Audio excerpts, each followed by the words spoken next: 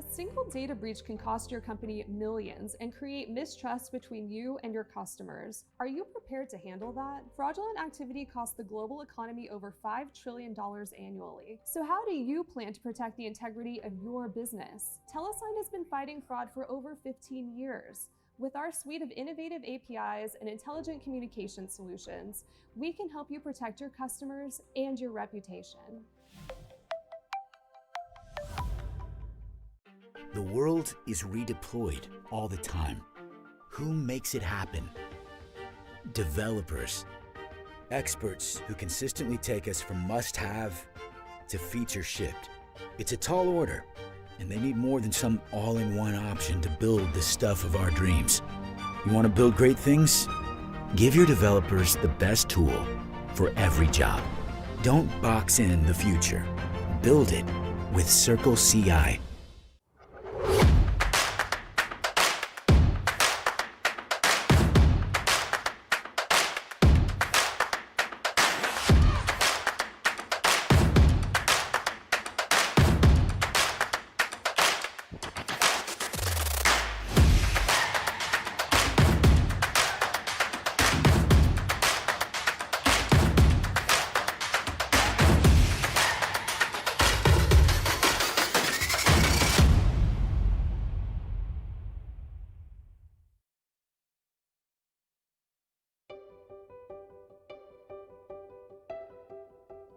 Cool. Oh, the breakout. So do we hear back from the founders now, Joy? Yes. Now we're going to hear the founder perspectives. This has been so transformational in so many ways. All the sessions from the speakers used to come, some of them literally left us with goosebumps. Every minute of that content was useful. It actually comes with an extended team who are functional experts and who've got your back. The relationships that we've made over Surge have been amazing. It's just an insanely inspirational experience. We probably wouldn't have existed if it weren't for Surge. So it wasn't just the capital. The markets changed, the tactics changed, the strategy changed, but how do you continue evolve both as a company, as people?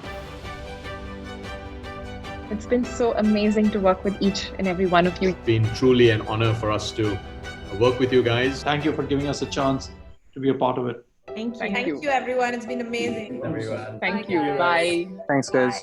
Bye. Thank you so much, guys. Love you guys. Bye-bye. Bye. Bye.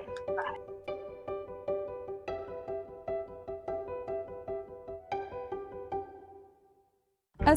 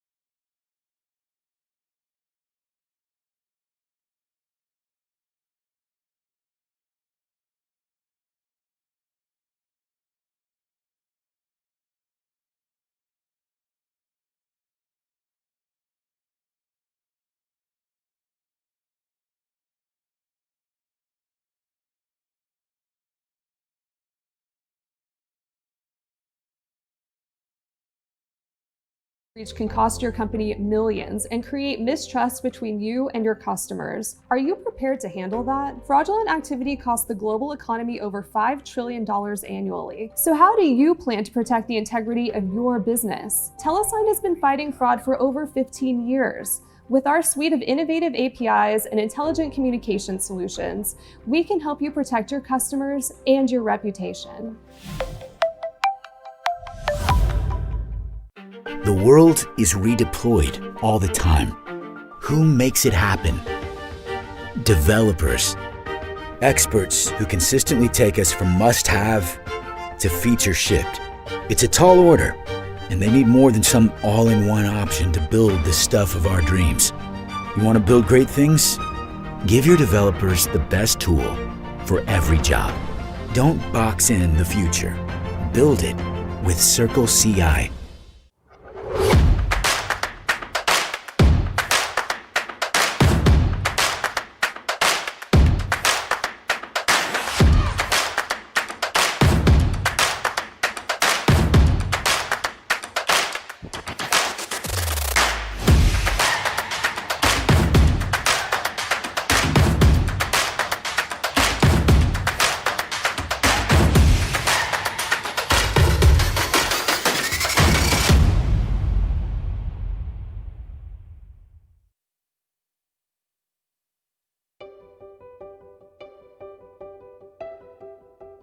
Cool. Breakout. So do we hear back from the founders now, Joy? Yes. Now we're going to hear the founder perspectives. This has been so transformational in so many ways. All the sessions from the speakers who used to come, some of them literally left us with goosebumps. Every minute of that content was useful. It actually comes with an extended team who are functional experts and who've got your back. The relationships that we've made over Surge have been amazing. It was just an insanely inspirational experience. We probably wouldn't have existed if it weren't for Surge. So it wasn't just the capital. The markets changed, the tactics changed, the strategy changed, but how do you continue evolve both as a company, as people? It's been so amazing to work with each and every one of you. It's been truly an honor for us to work with you guys. Thank you for giving us a chance to be a part of it. Thank you, everyone. It's been amazing. Thank you. Bye. Thanks, guys. Bye. Thank you so much, guys. Love you guys. Bye-bye. Bye. Bye.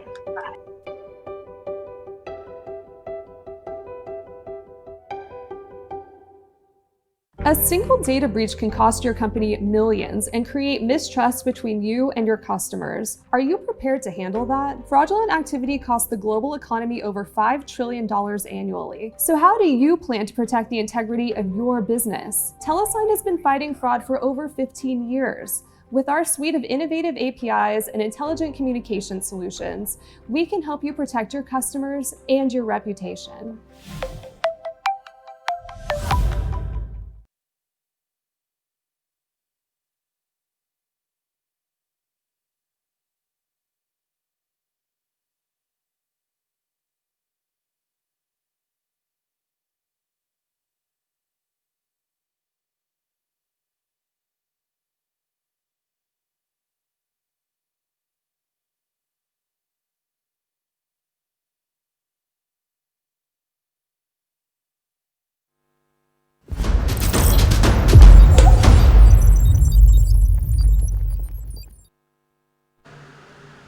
All right, welcome back, guys. So up next, we have Founder Talks, how TeleSign scaled from 3 to 400 in 15 years, as Tech in Asia COO Maria Lee and Stacy Stubblefield, co-founder of TeleSign, discuss how this leading communications platform as a service company has scaled up operations and market leadership in the past decade and a half. So on to you guys, Stacy and Maria.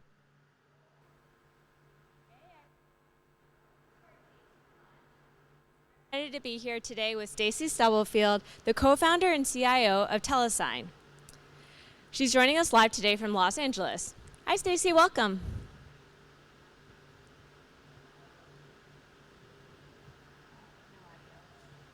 So just a quick reminder, while we definitely wish that we were all doing this together in person over an actual lunch, the next best thing we can do in 2020 is offer a lunch on us later. So we are giving out $15 meal vouchers for the first 150 attendees who manage to stay with us for the session. So Stacy, maybe if we can start with quick introductions, tell us about yourself and tell us about TeleSign as a company. Sure, yeah. So a little bit about TeleSign. So we do two-factor authentication, which is, for anyone who doesn't know, it is, whenever you enter in a phone number into a website or into an app, and you receive a text message with a PIN code in the text message, and you enter that back into the website or the app, That is a form of two-factor authentication. So we provide that service, the actual text message that is sent globally. And we also provide data behind the phone number that you entered into the website. So that helps our clients determine, are you a legitimate user? Are you a bot? Are you something in between? So that is what TeleSign does, and I'm one of the co-founders. We have 3 co-founders. We started back in 2005, and based in Los Angeles. So that's a little bit about myself and TeleSign. Definitely. And so 2005, I think, it's 15 years ago. Two-factor authentication, I feel like, really kind of came up as a hot new tech tool or whatever in the last 10 years maybe. And so it feels like you were a little bit on the earlier end of even the tech train, and definitely in terms of the security. So can you tell us maybe about the founding story, what got you into TeleSign in the beginning, and how the company was founded? Yeah, definitely. So we definitely were on the early end. You are correct. It was quite a slog there at the beginning. So 2005, I'll try to take you guys back, see if you can remember that far back. So 15 years ago, that's actually before the iPhone. That is the year that AWS began. So 2005, AWS was brand new. They had just launched. So the world was very different back then. And the reason that we started the company, well, I should back up. We started out of an incubator. So it was myself and 2 other guys that were focused exclusively on TeleSign. And when I say incubator, I mean that in the most, the loosest sense of the word, because in 2005, there weren't really incubators or accelerators like there are today. There wasn't really a formula behind it. It was just people doing, projects, just sort of getting together and trying to make something happen, throwing spaghetti at the wall, seeing what sticks. And so that's what we were doing. We were very, very young back then. And we knew a guy who had started an online gambling website. That was really a big thing back in the day. Online gambling, the internet was going to change the way people gamble, blah, blah, blah, which it did, right? Anyway, so he was experiencing a lot of fraud at the time. That is, gambling was where a lot of the fraud took place back in the day. People were using stolen credit cards to load money onto their accounts, and he was just really getting hammered with that type of fraud. And so he started manually calling people who were adding credit cards to their accounts to make sure they were legit. And that helped to get rid of the fraud, but it took him forever, right? He was spending all of his time just calling people. And so we were like, hey, we can automate that for you. We'll just do an automatic call, give the person a PIN code, they can enter it in. We'll just make sure that they at least provided you with a legitimate phone number. So this is a number you can reach someone at. And so we did that, and it drove down his fraud, and it saved him a lot of time. And so we're like, hey, this could be something that we offer to other companies. We're going to go and try to offer it to e-commerce companies and help them drive away fraud. Now, what we didn't realize at the time, being founders who weren't that familiar with the space, the e-commerce space, is that they wanted every order, right? Like they weren't going to put anything in front of an order. It doesn't matter how much fraud they're experiencing. So, we went through several iterations of the product along the way, and different use cases and different verticals that we were going after. But that's where the idea came from, and that is, how we got started. So in many ways, that's kind of like this beautiful story where you found your first customer and potentially your first revenue opportunity well before, almost accidentally. Yeah, it really was. I mean, it really was accidental in a way. We were just looking for businesses to do, right? We're in an incubator. We all love technology. We all love business. We're just trying to put it together.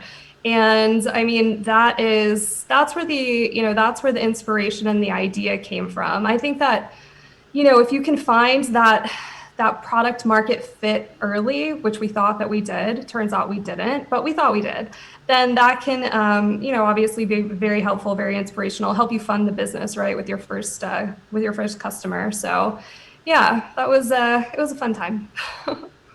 So if anything, it actually sounds like you had to find product market fit like a few times over based on which vertical you were in. So can you tell us about like when you going from the online gambling space to e-commerce to whatever other verticals you then expanded out to, kind of what were the different steps you took to make sure that you found product market fit within each vertical? Yeah, it's a great question. So when we started going out to e-commerce companies, like I said, we were pretty naive. And so we were just going out, talking to people, learning a lot about the space, getting their feedback. And we, like I said, very quickly realized that it was going to be difficult to get e-commerce clients. We got a couple smaller ones at the beginning, but it was a very difficult, process. So we started thinking about other ways that this technology could be applied. And one of the ways that we came up with was let's use it to replace tokens. I don't know, again, was a very long time ago. People used to use these tokens in order to secure their accounts online, certain types of accounts. Usually they were business or banking accounts, stuff like that. And the token would change. I mean, very, very similar to an authenticator. If anyone has like Google Authenticator or something on their phone now, this is basically a token that did the same thing. And we were like, hey, like, why should people carry around these tokens all day long? They get lost, they're expensive, they have to be reset, they have to be kept up with, it's just a huge hassle. Instead, why don't people start, adding a phone number to accounts, online accounts, and then do, if someone's coming in from a new device or a weird IP address or whatever, actually send a one-time passcode to that phone number. So your phone number and your phone become the token, essentially. So that was the next step that we took. That's what we started, trying to sell people on. Of course, the main client for that particular use case at the time was financial services banks. And we got a lot of interest from banks initially, but anyone who's ever worked with banks knows two things. One, the sales cycle is long. It took many years to ever break into a bank. Number one. And number two, banks don't like to work with tiny companies that are comprised of 3 people and have very little revenue. So it took us a really, really long time to get into banks, but it was around that same time that other types of accounts were starting to get compromised. And we had actually a web-based client, an online classifieds website, come to us and say, hey, we'd like to use this technology to stop people from it. Actually, I should back up and say it wasn't that 2-factor authentication use case. It was the verifying the user use case. They wanted to stop people from being able to make posts without verifying a phone number because they were getting a ton of spammy posts.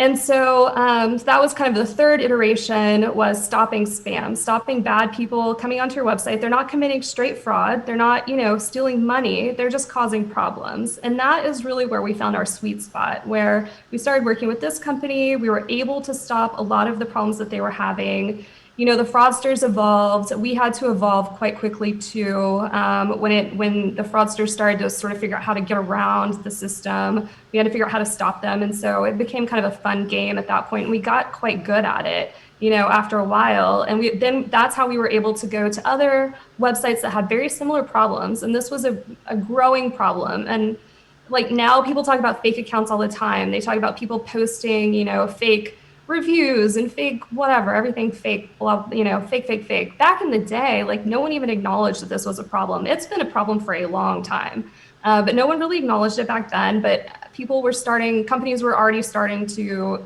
put phone verification in place to stop these types of fraudulent accounts. And that's where we found this sweet spot. And that's where we really did a lot of, research and learning around how to spot, a fraudster, various different ways to find them.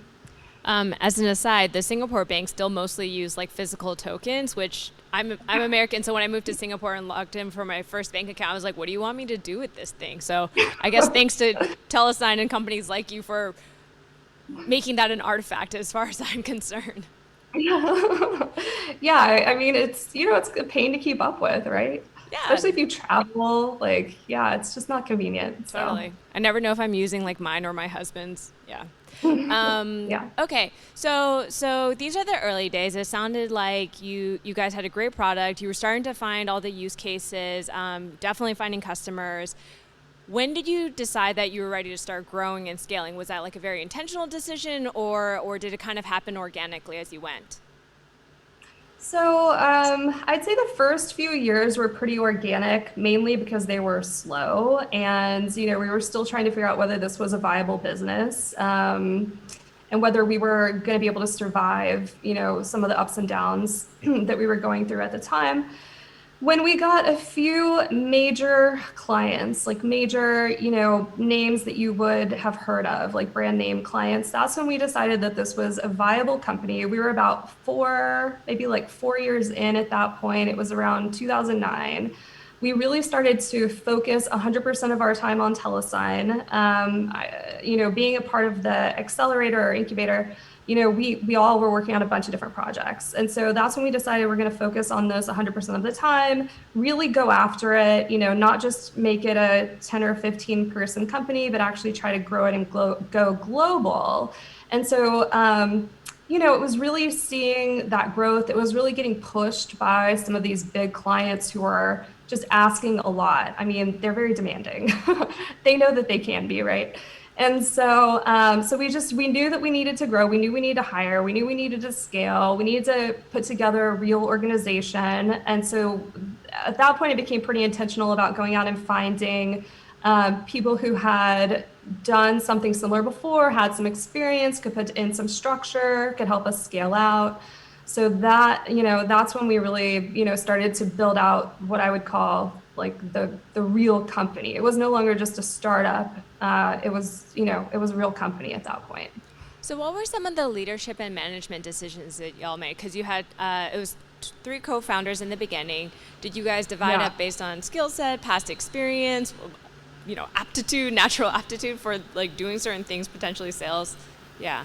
I mean, honestly, it really came down to natural aptitude. It was not planned. We didn't really plan. Like the first day, we didn't say, okay, you're going to do this, you're going to do that, I'm going to do this. It really came down to what we all enjoyed doing, what we were good at. It just happened to be 3 very different skill sets that we had, and it happened to be that they worked together really well. So one of the guys is very salesy. He's very much a sales guy, loves talking to clients, getting out there, very persistent, never gives up.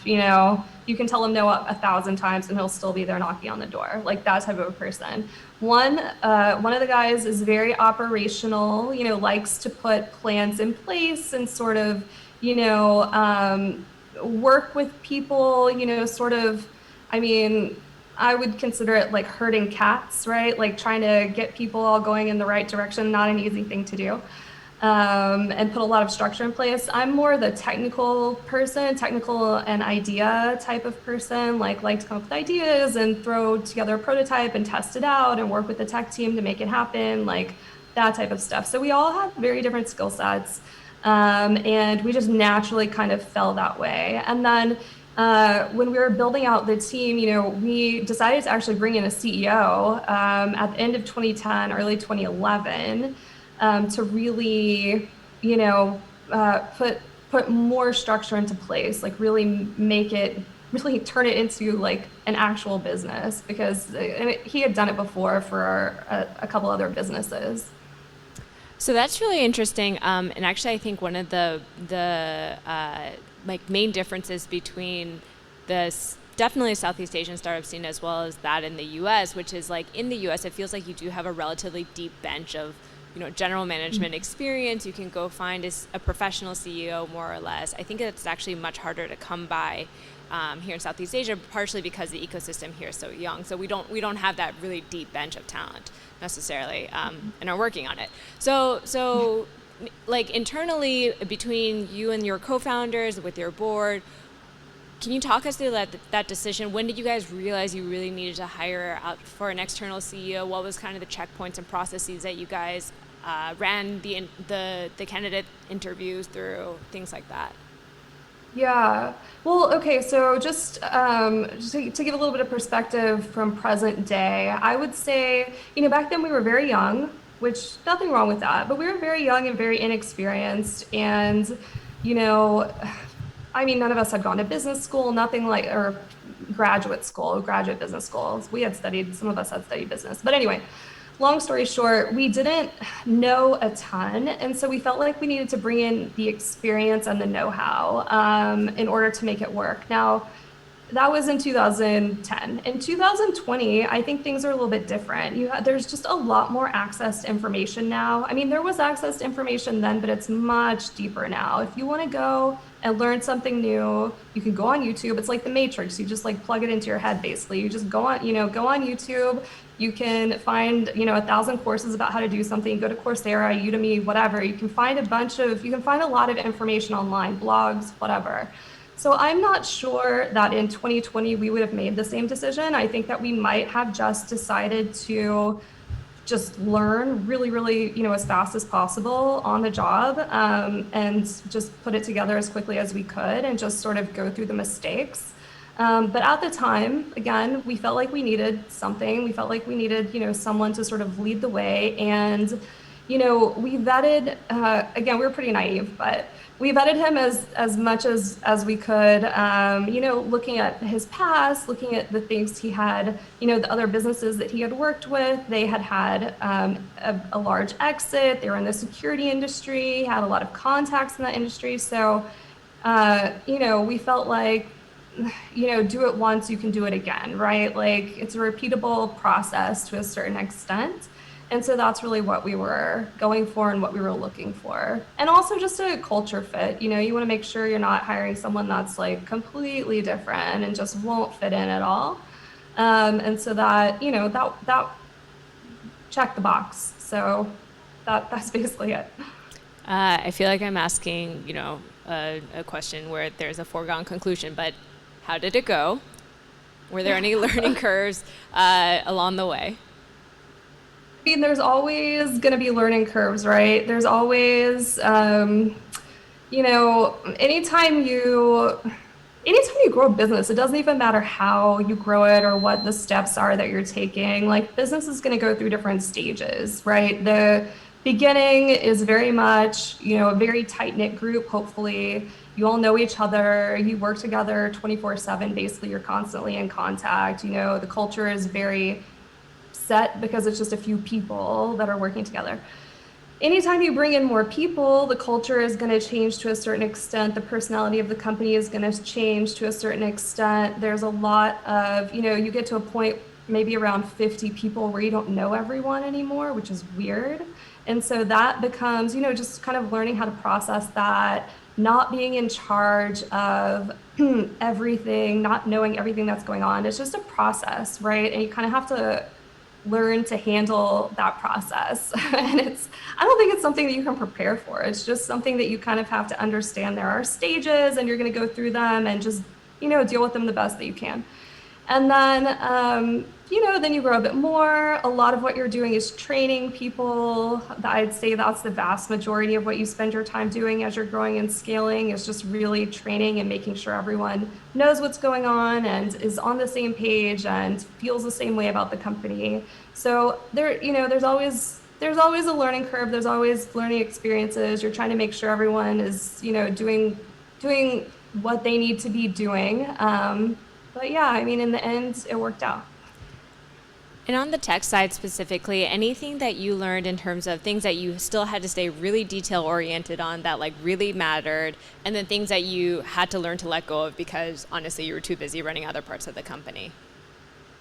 Yeah, so I guess for every business it's going to be different, but for us, one of the hardest things is delivering text messages at scale. I know it doesn't sound like a hard thing because you send a text message to your friend and they get it and it's easy, you just send it, but it's actually really, really difficult, especially in a bunch of different languages, to every, 800 plus mobile operators around the world through thousands of different routes. It just gets very, very complicated. And so, from the beginning, we were extremely focused on quality. Our number one thing from the beginning was the text message that we're sending is not a marketing text message. It's a text message that's either going to allow you to create an account or access your account. So it's super important that you actually get that text message.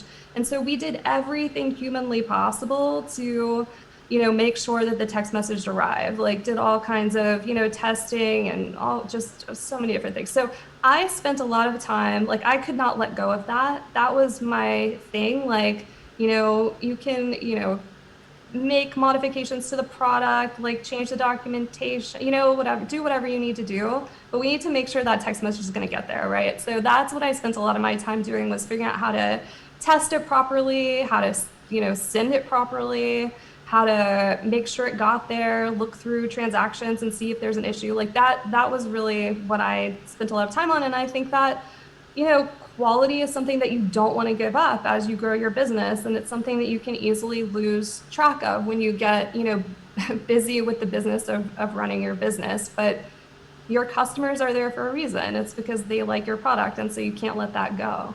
Right. So relentless focus on your core technology definitely makes sense. Okay. So it's 2010. You have a professional CEO now, and then, when did you decide to go abroad? Where was your first office abroad? And then what was that next scaling challenge of taking an American company abroad? Yeah, so our first office abroad, I might actually get this wrong, but our most important office abroad was we made an acquisition of a company that was based in Belgrade, Serbia.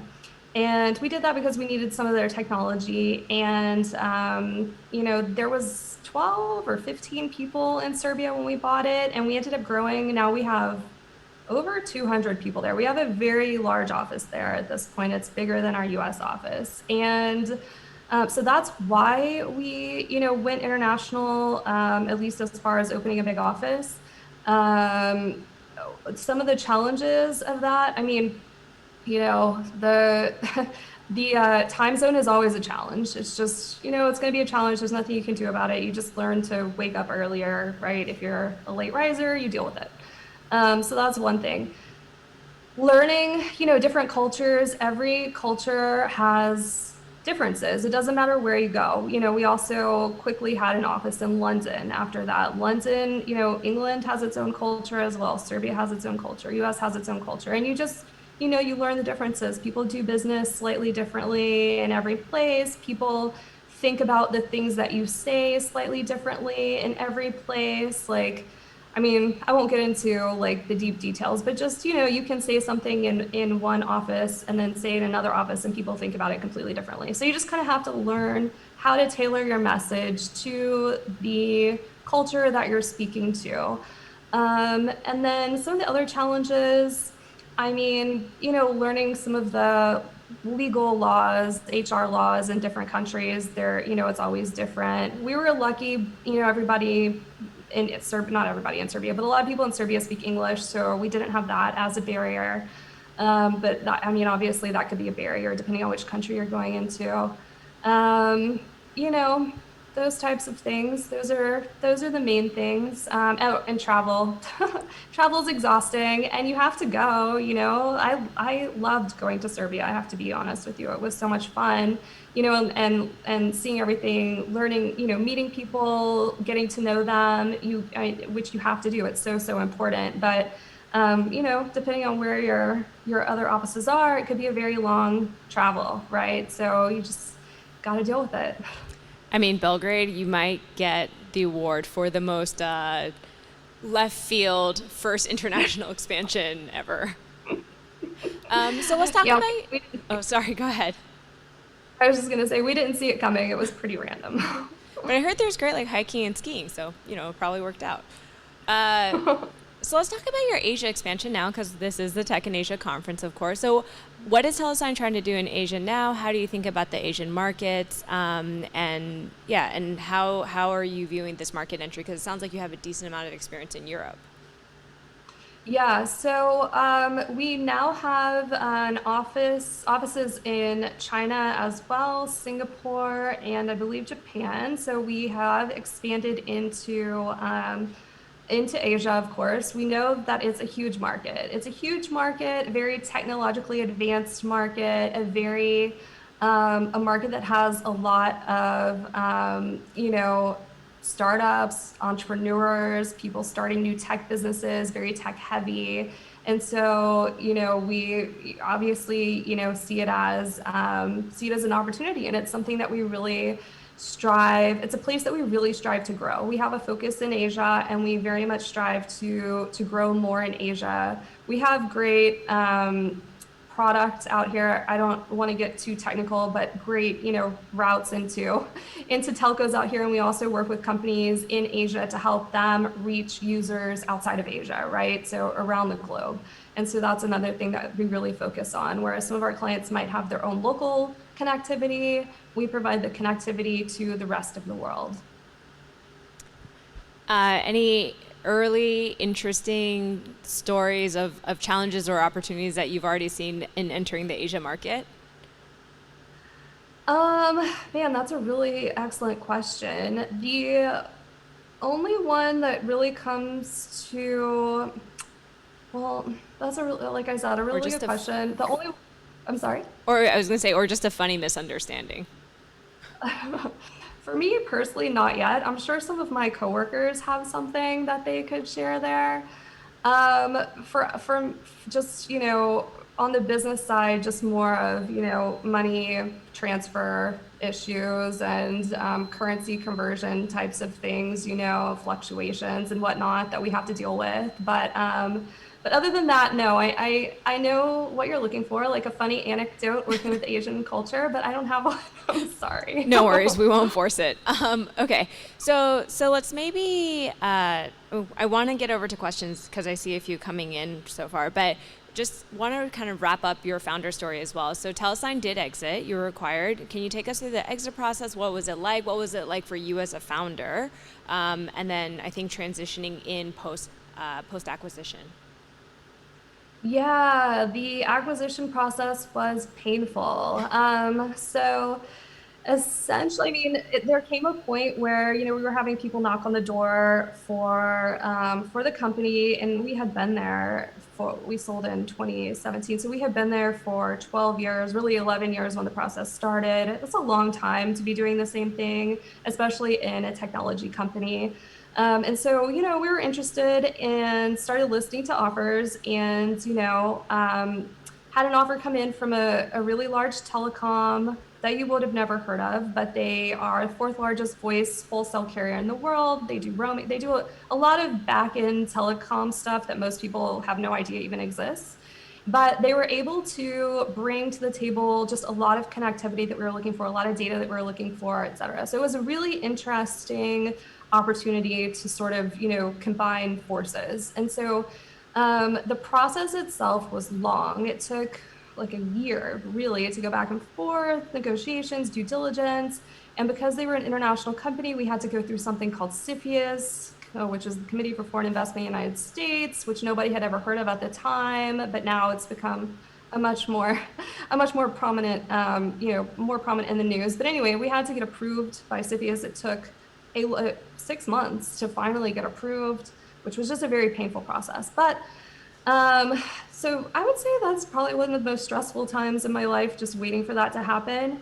But I guess the nice thing is it was a chance to kind of mentally start to let go of the company, because it is difficult in a way. Like, people are, are expect you to be extremely excited that you've sold your company. It's like this big success, it's like you hit the end of a game and you won or something like that. But it's really not like that. It's more like you're watching your child go to college or something, and you're kind of sad. It's like bittersweet, it's not you're going to be your baby anymore. And so going through the very stressful CFIUS process was actually, in a way, probably kind of good, because it sort of helped soften the landing on the other side of actually finally closing the deal. And so we closed the deal finally, and sold 100% of the company. It is a wholly owned subsidiary of a company called BIX, which is the telecom, and went through the process of seeing how the companies can work together, what synergies we had, did some combining, joined forces, like I said. And, it's been a really interesting process to watch play out, to see how to put two companies together and sort of extract the maximum amount of value possible. It's been a great learning experience. And so, happy that we did it and good to come out the other side. Definitely. Congratulations are in order. I mean, 3 years late, but, nonetheless. So how has your day-to-day role changed? Yeah, my day-to-day role has really gone from being very product-oriented to being more client-oriented. So doing a lot of work directly with clients, talking to them, understanding their problems, understanding, where they're going in the future. And then also being more external facing. So, conferences like Tech in Asia and, various other conferences, speaking and talking to people and seeing what's out there. So that's really that's where I am. Well, I'm personally happy that you have more time for conferences such as this one. Okay, two final questions from me, and I think just mostly from a reflection point, I think we're getting into that a little bit, but obviously 15 years with your own company is no easy feat. What keeps you motivated, what keeps you committed to staying with TeleSign is one. Well, maybe let's start there. There's a few things actually. So on the fraud prevention side, there's just something about stopping fraud that is extremely satisfying. It's kind of like, it's a challenge and it's ongoing, right? You have a very smart adversary. So it's just fun to kind of play that game. So that's one thing. Another thing is we've been working on certain initiatives at TeleSign, specifically when it comes to making the mobile phone number a global identifier since I don't know when we came up with that crazy idea, like 2010, 2011, 2012, somewhere around that time. And it's finally sort of starting to happen. Like it's really started to happen online. Like you see people being identified by their phone number now, and we're starting to get the mobile carriers to understand that this is a thing that they can help with and augment. And so that has been a great process, really, trying to bring together technology and mobile carriers. I won't even get into that, but it's a challenge, but it's fun to see it starting to happen. So that's great. And then just watching the changes in the industry. There's so much going on, especially when in all of the industries, mobile and communications, fraud prevention, and then also identity, online identity. So I don't know, it's been, I've been doing it for a long time, and it's, really interesting to watch, especially in this era when everyone is remote now. Like the changes are just coming more fast and more furious right now, right? So it's fun to watch and be a part of. I mean, it's great to hear that the passion, enthusiasm for this problem still exists, and truly, I mean, it sounds like you're really, really product-driven and user-driven at your core. All right, and then the final question for me is, you are a female founder on the tech side. I think there's been obviously a lot more coverage and just attention paid to this, but back when you started in 2005, there weren't that many female tech founders within the startup ecosystem, if there was a startup ecosystem back then. So can you maybe reflect on what it's been like, what this journey's been like for you as a female founder, and any lessons learned or guidance that you would give for other female founders out there? Yeah, it's a great question, and I feel like I get asked it pretty often, and it's kind of hard to answer because at the beginning, I would say I didn't pay much attention to it at all. Like being a female founder was just not on my mind. We were just trying to survive, right? I didn't care at all. And finally, there was a day that I realized, I just remember sitting in a conference room, looking around and being like, man, everyone around me is a dude. This is weird. But I never really thought about it before, And so it was just, I never made it an issue. It was never anything that I felt like was an issue until there have been a few occasions where I felt like, people in the room didn't expect me to be the technical one. They expected me to be the marketing one, or, some bias there to some degree. But I always, whenever I got that feeling, I always sort of viewed it as a challenge, as in kind of a game. I'm gonna, play this game, and have this conversation until they realize that I'm technical and I know what I'm talking about, and sort of change their minds. And so that was always just kind of a fun game for me to play in different situations. And another thing that I realized was that people never, as a female founder, people don't find you intimidating, frankly. So what am I trying to say? Like, you can go and get information, for instance, on your industry or on your competitors if you're at a conference like this, because no one that you're walking up to is going to hesitate to tell you things, whereas they might hesitate to tell a guy things. I don't know. I think it's just a girl thing. People like to talk to you and explain things to you. So I always use that to my benefit. And I learned a lot that way, and found it very helpful. So in summary, I think, everyone has their challenges and everyone has their positives and their negatives, and you learn to use your positives and you learn to sort of, make your negatives less negative and put it all together. And that's just sort of, that's what I did. So I think you just have to learn how to do that, know what's good, know what's bad, and make them both work for you. And if nothing else, heads down and focus on the work and the core product. Absolutely. Great. Okay, so we have time for a few questions. So first off, from Axel. This one's interesting. We didn't really touch on other competitors, but how does TeleSign with SMS-based technology compete with the solution with chatbot or live chat in terms of user engagement and customer experience? Mostly in reference to the fact that SMS is a chargeable message instead of, some of the other solutions out there. Yeah, so it really just depends on what your user has access to. So the thing with SMS, frankly, I've been hearing that SMS is going to die and no one's going to use SMS since like 2006, right? So 14 years later, it's still going strong, it's growing fast. And the thing about SMS is it's ubiquitous. You can hit a user, you can reach them anywhere in the world at any time. SMS is one of the most, if not the most widely used technology in the world. There's something like 6.5 or 7 billion people have access to SMS, which is crazy, right?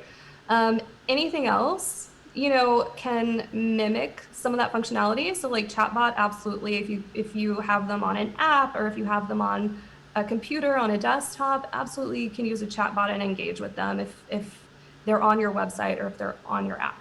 If they're not, the only way to reach them is through something like a text message, and that's where we come in. And that's really why phone number has become an identifier globally, and why text-based two-factor authentication is so popular, because you need to be able to reach the widest possible audience of people, and it's really the only way to do so, at least at this time.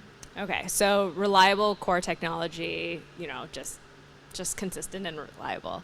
All right, from Gopi, what were some of the key challenges that you and your team faced during the initial stages of expanding business to other markets? So expanding business, some of the initial expanding business to other markets. Well, we didn't know anything about the other markets. So we were always kind of surprised, when we would go in and just learn, all the things about the market. I think being able to learn very, very quickly, making sure that you have someone local who can help explain things to you, making sure that you, again, understand the culture when you're going in, you're not offending people accidentally, those types of things.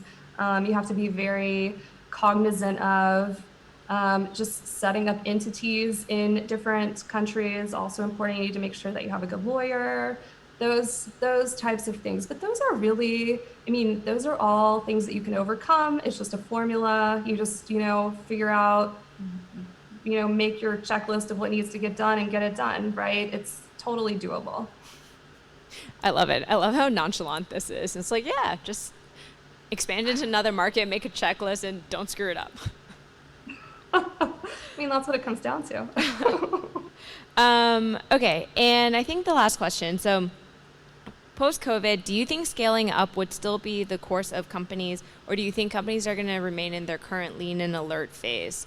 So my guess is this relates to, in terms of like the cost of scaling up and whether or not they'd still be as aggressive in terms of pursuing growth.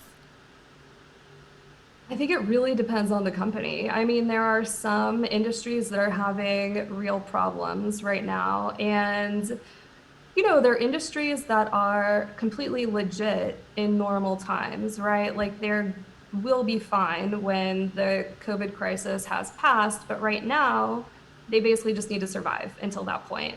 On the other hand, you have companies that are growing like crazy right now because their technology is in high demand. So a company like Zoom, for instance, growing really fast. And so that type of company is going to be making investments right now. I know personally several companies based in LA that are growing really, really fast because the technology that they have is in high demand during COVID. It's very, it's great for remote work and remote business in general. And so it really depends. If the type of business that you're working on has, has high growth potential in COVID, now is the time to make the investment. If it doesn't, maybe just, sort of put it on autopilot and let it, survive this time period.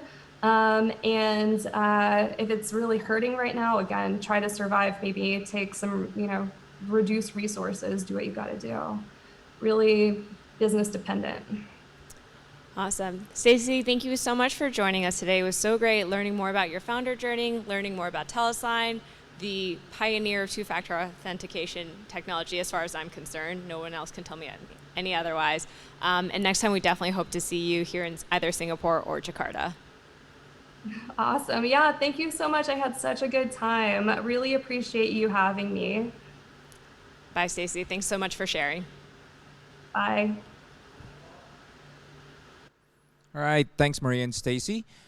Just a heads up before we do a short break for lunch, do also check out our next Ask the Expert side session.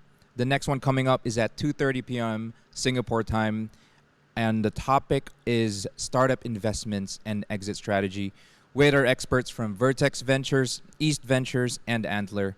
The session will be moderated by Simon Huang, industry analyst at Tech in Asia. Again, Eric here. I'll be signing off for the rest of the day and handing over MC duties to my colleague Radhika. So enjoy the rest of the afternoon, guys.